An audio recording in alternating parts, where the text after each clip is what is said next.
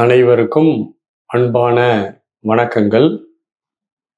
எதிரிகள் நம்மை சில நேரங்களில் ஆழ்ந்த ஒரு கவலை, வெறுப்பு அல்லது பாதிப்பினால் நம்மை திட்டுகிறார்கள் என்றால், அந்த திட்டுதல் நம்மை பழிக்குமா என்று கேட்டிருக்கிறீர்கள். உண்மையில் வாழைப்பழம் என்று சொன்னால் வாய் நோகும் என்று சொல்லி, தாழைப்பழம் என்று சொல்லி தாழ்வெனக்கு வந்ததடி என்ற ஒரு பாடல் இருக்கிறது. ஒருவன் நல்லாரு நல்லாயிரு என்று வாழ்த்தும் போது அந்த வாழ்த்து அலைகள் எப்படி நம்மை பாதிக்கிறதோ, அதேபோல் ஒருவன் நாம் நல்லா இருக்கக்கூடாது என்று மனதில் ஆழமா யோசிக்கும் போது அந்த அலைகள் நம்மை தாக்குகின்றன.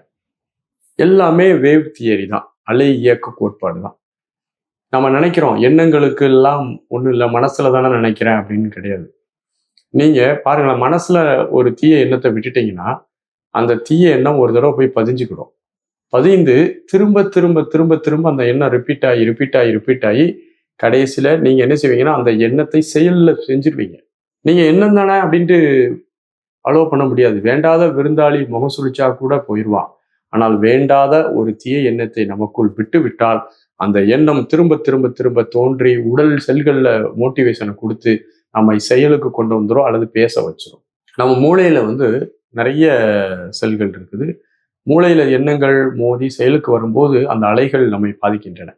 மூளையிலிருந்து வரக்கூடிய அலைகளை ஒரு செகண்டுக்கு 14 சைக்கிள்ஸ்க்கு மேல அந்த எண்ண ஓட்டங்கள் இருக்கும்போது அதை பீட்டா வேவ்னு சொல்றோம்.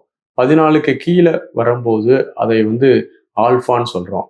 அதை 7, 6க்குலாம் வரும்போது அது தீட்டான்னு சொல்றோம். 0 to 3 வரும்போது அதை டெல்டாங்கிறோம்.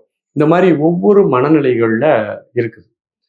இது நம்ம நினைக்கிறோம், நம்ம எண்ணங்கள் இந்த பிரபஞ்சத்துல எப்படி வேலை செய்கிறது என்றால், நமக்கு ஒரு தாட் வருதுன்னா அந்த தாட்டானது மோதுதல், சிதறுதல், பிரதிபலித்தல், ஊடுருவுதல் இரண்டுக்கும் இடையே ஓடிக்கொண்டிருத்தல் என்ற ஒரு அலை இயக்க கோட்பாடு படிதான் வேலை செய்யுது.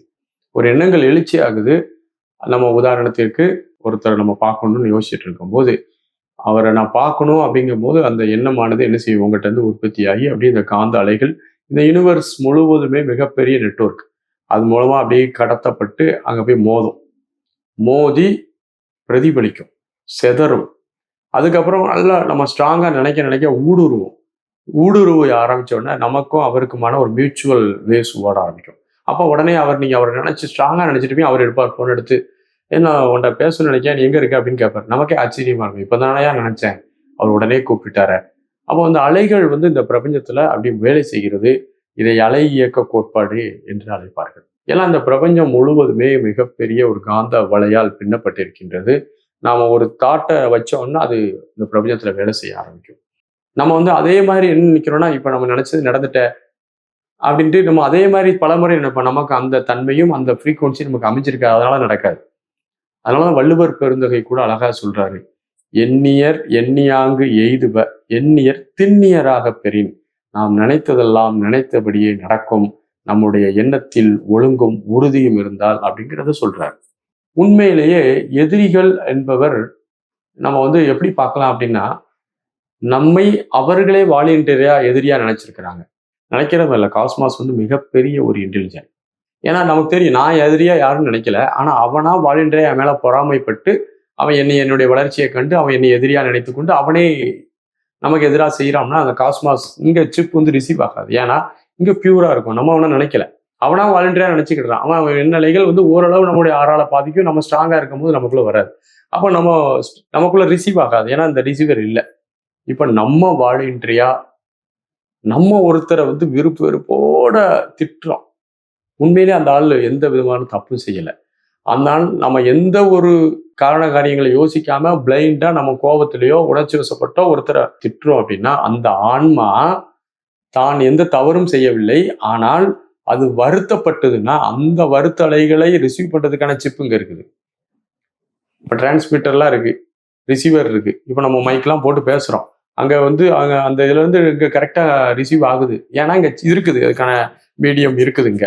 அதே போல நம்ம உண்மையிலே திட்டியிருக்கோம், அவன் உண்மையிலே இந்த தப்பு செய்யல, அவன் வருத்தப்படுறான்னா அந்த வருத்த அலைகளை பெற்றுக்கொள்வதற்கான ரிசீவர் நம்மகிட்ட இருக்கிறதுனால அந்த அலைகளை உள்வாங்கக்கூடிய தன்மை வரும். அந்த பாதிப்புகள் நம்ம தாக்கும். இந்த பிரபஞ்சத்தில் எந்த எண்ணமும், எந்த சொல்லும், எந்த செயலும் வீணாக போவதில்லை. எல்லாமே இந்த பிரபஞ்சத்துல கண்டிப்பாக நடந்தே தீரும். சரியான காலம், சரியான ஒரு தன்மை அமையறதுக்காக, சூழ்நிலை அமையறதுக்காக இந்த பிரபஞ்சத்துல வெயிட் பண்ணிட்டு இருக்கும். இந்த பிரபஞ்சம் மிகப்பெரிய ஒரு கணினி.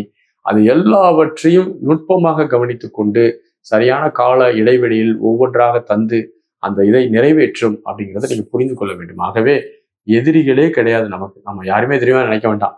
நம்மளை எதிரிகளா நினைப்போர் அனைவரும் நல்லா இருக்கணும்னு நீங்க மனசார வாழ்த்துங்க. 2வது, நீங்கள் உங்களை அறியாமல் செய்த தவறை உடனடியாக அவர்களிடம் சென்று மன்னிப்பு கோரி உங்களுடைய அந்த வேகத்தை குறைத்துக் கொள்ளுங்கள். கண்டிப்பாக எதிரிகளினுடைய தாக்கத்திலிருந்து நீங்கள் தப்பித்துக் கொள்ளலாம். வாழ்த்துகள். நன்றி. வணக்கம்.